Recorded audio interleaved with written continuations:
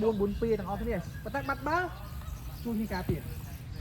to thế vậy vô lan thế vậy ba to cứ một cá thằng họ kiếm đạt càng họ và tái pe đi càng họ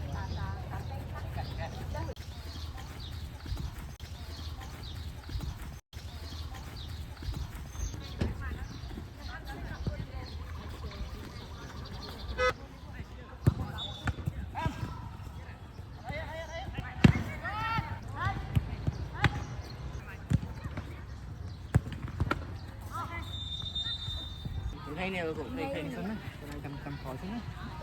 đừng đi cam cái này là đầu chui chừng 1 giây 3 chập đây là có những lên quân vật thiết bọn sao chạy thế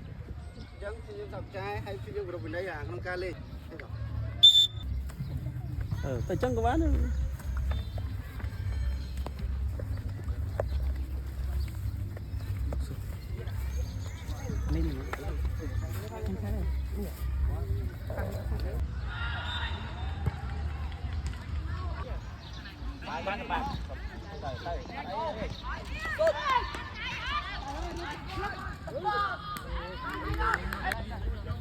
lông cái lông cái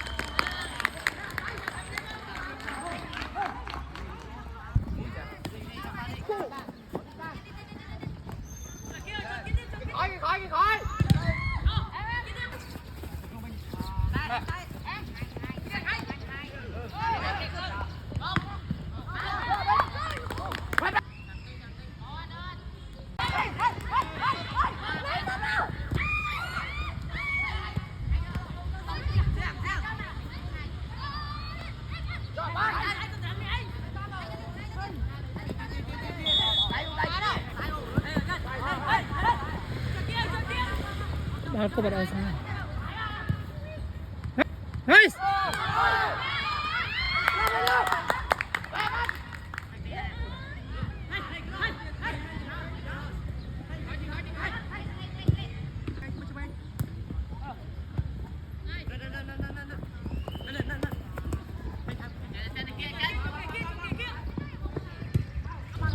cái start à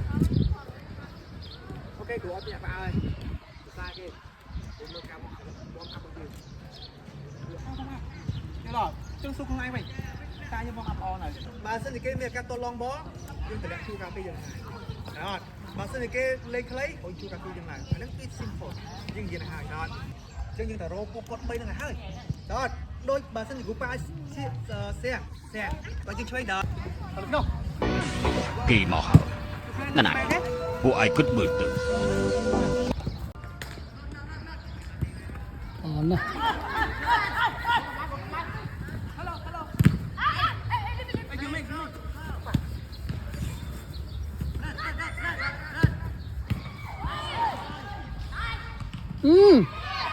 Yes.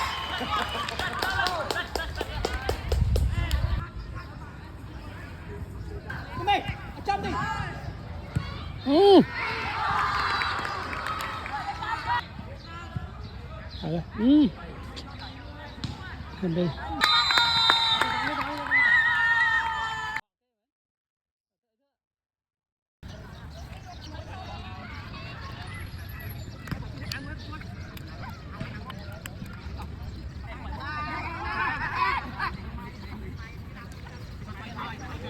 Từ đó ok,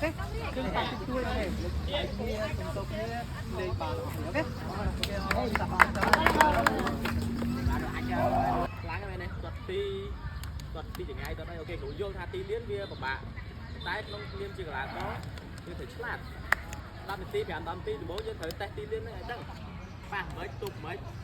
ការរត់មិនឥឡូវចាំទុកថាប្រកួតទី1នេះឆ្នាំ2026